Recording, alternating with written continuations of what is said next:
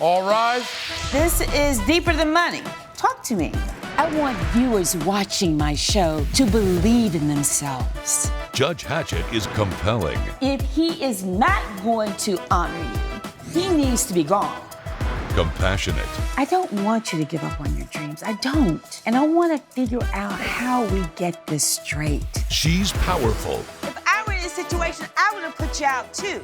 And she's on the bench. I feel like I'm being judged here. That's what I do. You're watching The Verdict with Judge Hatchett. Eleanor Quayle is suing Kathy Pleasant in the amount of $3,000. Ms. Quayle claims her tenant broke her lease and says the defendant is blaming ghosts for her abrupt departure. Ms. Pleasant is countersuing for $3,000. All right, Eleanor, you're in court with Kathy. Yes, I am. Now, I will tell you, I have to say this. I have heard thousands and thousands and thousands of cases since I've been a judge. I have never had a case concerning a haunted or alleged haunted house. So you're suing for $3,000 and you have a countersuit for $3,000. But there is a very detailed story about why you're both in my courtroom today.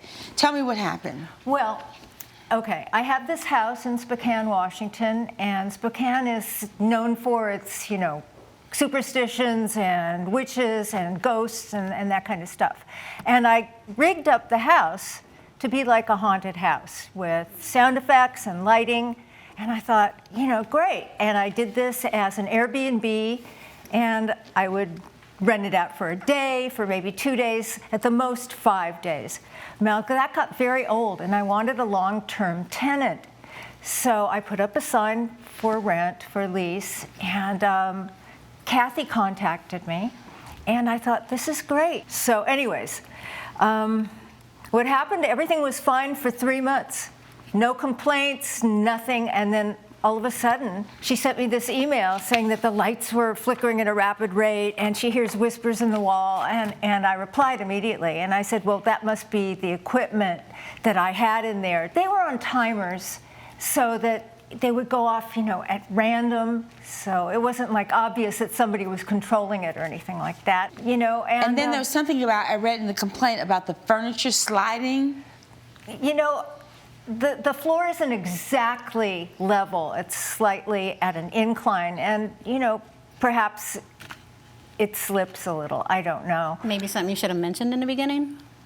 Kathy said she didn't believe in ghosts and wasn't afraid to be in the house. So you are looking for a place to rent. Yes. And how is it that you all got together?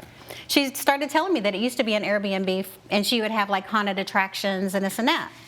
I'm sorry, I'm not an attraction. I am not an attraction. I am now trying to rent. She did say to you that it had been used as a haunted house. Yes, and I was okay with that just because. Okay, so did she describe how, like the lights or the sound effects or furniture sliding? She didn't mention anything like that, Your Honor. She didn't go into any detail? No. Yes, I did. Wait, just a second. Did you ask? I didn't really, at that point when she said, there's just things that we did that was fake, I didn't think nothing of it. So I was just like, okay, well, I don't really believe in ghosts anyway, but I'm a believer now. 100% I'm a believer now, Your Honor. So now she moves into the house. The lease is for how long? 6 months. 6 months. And there was a security deposit that was paid? Yes. And that's the countersuit, the basis of your countersuit? Yes. Because you want the $3,000 back. So let me ask you the obvious question, Eleanor. Yeah. You know that she's going to rent the place. You know that you've been using it as a quote-unquote haunted house attraction. Why didn't you make sure all of that stuff was out of the house before she moved in? I'm sorry that I didn't, but... You think? It was disconnected. Now, I don't know how it got reconnected. It was on timers. It didn't get reconnected. Timers can be... Now, the thing is, I don't understand how for 3 months nothing happened. And then all of a sudden, she has to get out of the house for who knows what reason. For my safety. So let me hear from you, Kathy. So you're saying you have some evidence that you want to share. Yes, I do. And tell me what that is. So I actually have a video recording of the whispers that are happening in the walls. I also have the lights flickering. After she removed the equipment? Yes. Let me see that, please. I think we have that. Let's look at that. Hey guys, I'm here in the apartment. I keep hearing stuff within the walls. Can you guys hear anything? What if it was your voice? Why was it? That was my recording. What is going on now? Oh my God, have you seen this? Just leave me alone. Just go away. And we have an entity. Turn it off. What was that? That's so fake. That's you have a friend in the house. That's ridiculous. That's not ridiculous. That's easily what fake. I dealt with every single night. And that recording of the voice, that was my voice from my earlier recordings that I had removed. So you tell So me. she recorded it before I removed the stuff. If it was removed, how is it still there? Explain that. It's What not. she's saying is that you recorded this before it was removed. Coming up on The Verdict with Judge Hatchett. There were many cold spots that would come and go randomly. I often felt as I turned corners It like there has was air somebody going to be conditioning. there. And later, I don't want to sit around. I want to go snowmobiling. I've been active my whole life. So I asked Keith here, hey, let's go snowmobiling. He said he's never done it before, but I have. And I said, it's not a problem. Let's go. You all weren't hungover at this point. No. No. if you'll be in the Los Angeles area and want to bring your case to court, call 1-888-552-6878.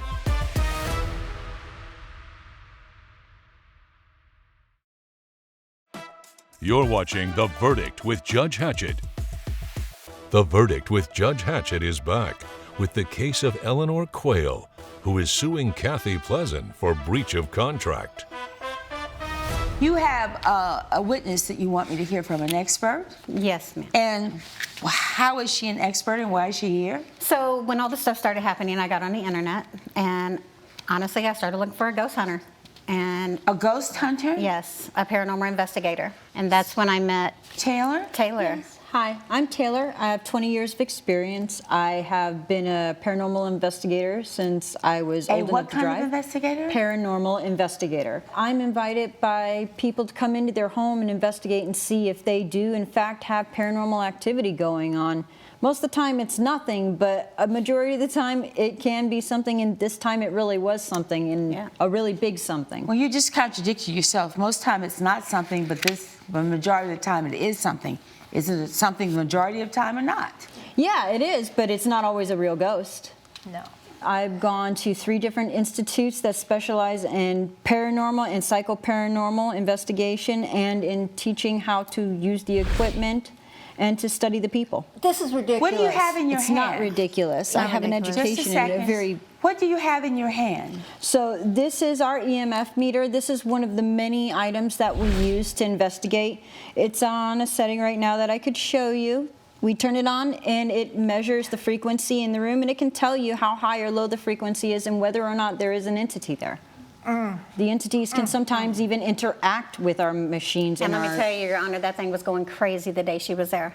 So you come to the house, and what happens when you come to investigate this particular house? Well, I came in at first, as I approached the house, I had this really weird feeling of foreboding, like I shouldn't be doing this. This isn't a good idea.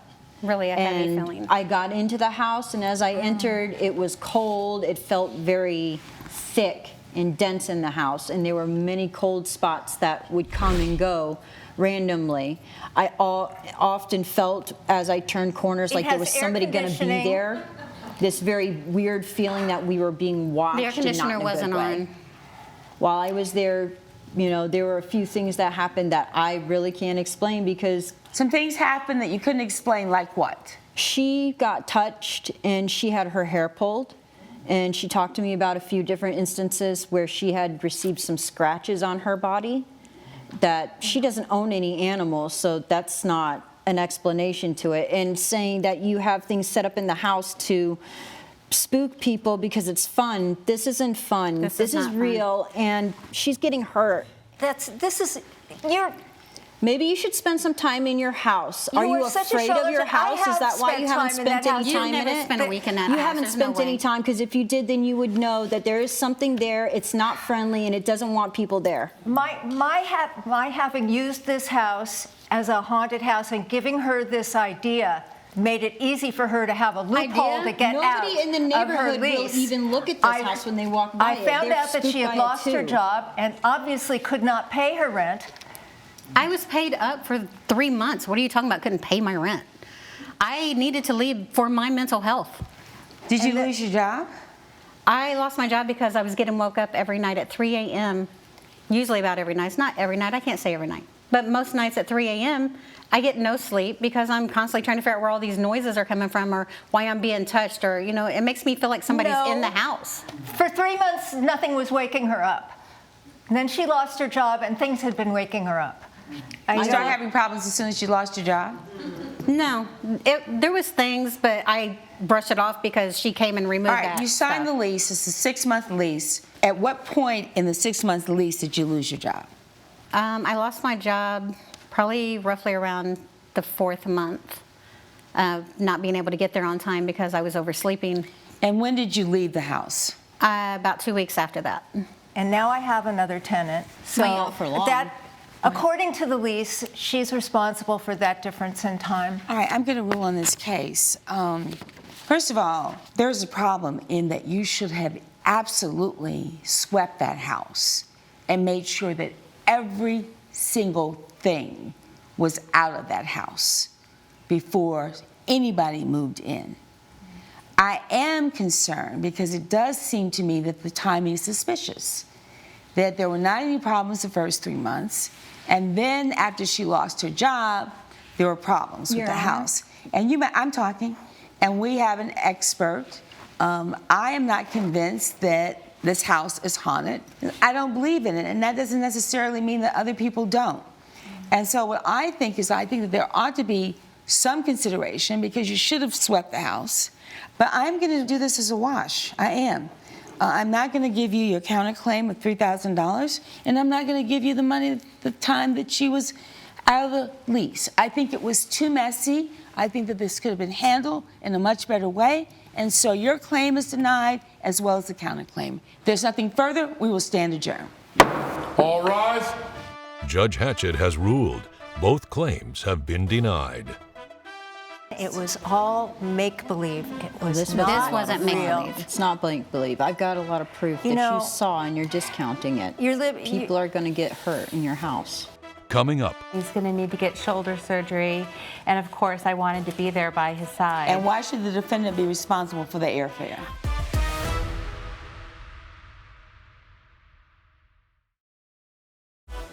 you're watching The Verdict with Judge Hatchett. Keith and Ruby Collins are suing Blair Rothman in the amount of $950. The co-plaintiffs claim Mr. Rothman's wild snowmobile driving sent Mr. Collins to the hospital and say the defendant should pay for the harm he caused. All right, you all are in my courtroom suing the defendant for $950. Yes, Your Honor. There was some snowmobile incident that your husband and the defendant were out. Tell me what happened. You should probably tell me what happened because you were there. Yes, Your Honor. I haven't been snowboarding in 3 years due to an accident that I had, which resulted in a concussion. And so I had a group of friends that decided they wanted to go on a trip out to snowboard. Initially, I said no, but they told me that they had a friend of theirs that they just met, and he was just going to hang out. And so what happened? Well, we got to know each other. We on Friday night we hung out at a bar. We got really, really drunk, and then next day we kind of relaxed. And I got to know Blair a little bit, and he seemed pretty cool. All right. Blair suggests, hey, maybe we should go for a snowmobile ride. All right, so Blair, you all are sitting around. Yes, Your Honor. So tell me what happened. I myself, I had an injury from about 7 years ago, so I can't ski or snowboard myself because it's painful for me.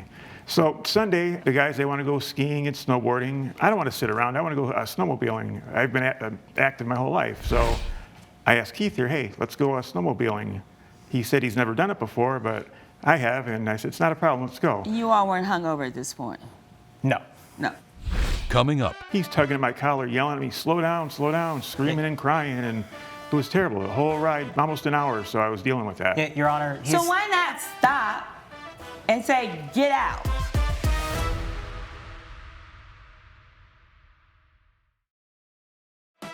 you're watching The Verdict with Judge Hatchett. The Verdict with Judge Hatchett is back with the case of Keith and Ruby Collins, who are suing Blair Rothman for negligence. I mean, Okay, so then what happened, Blair? We rented the snowmobile for 2 hours. I paid for it, not a problem. It was awful. First 5 minutes What do you into mean it. it was awful?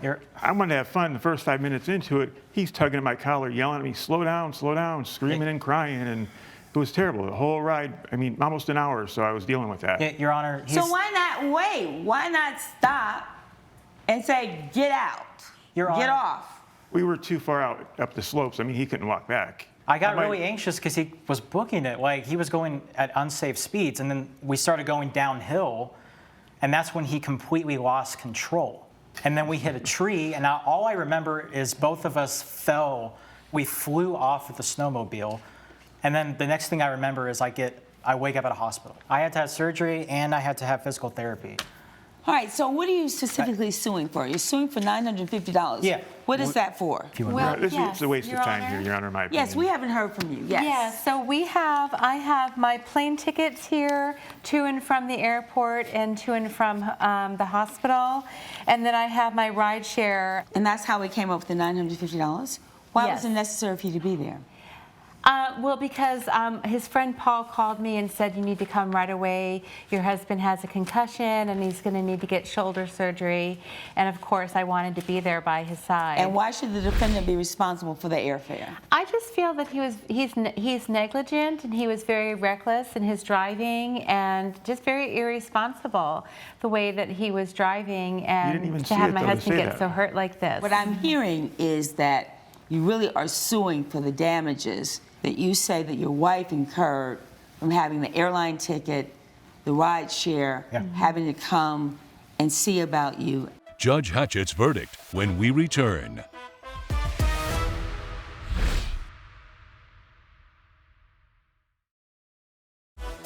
You're watching The Verdict with Judge Hatchett.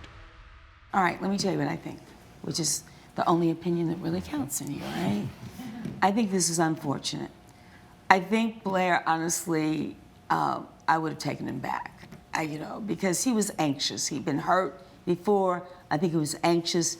The first red flag is that he wouldn't get on the snowmobile by himself. That was the first red flag.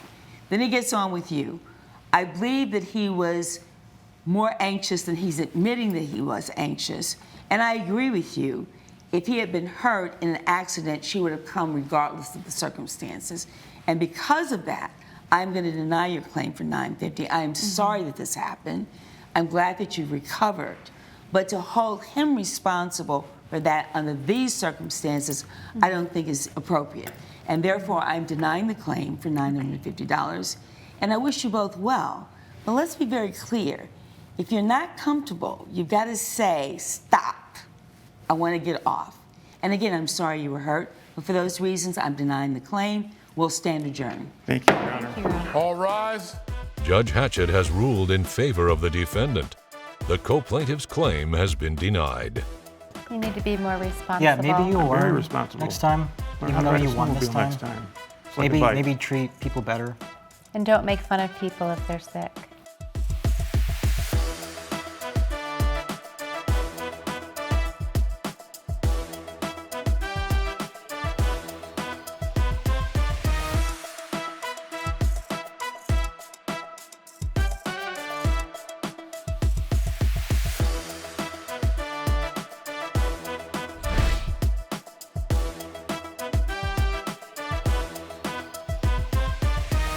This has been a production of Allen Media Group.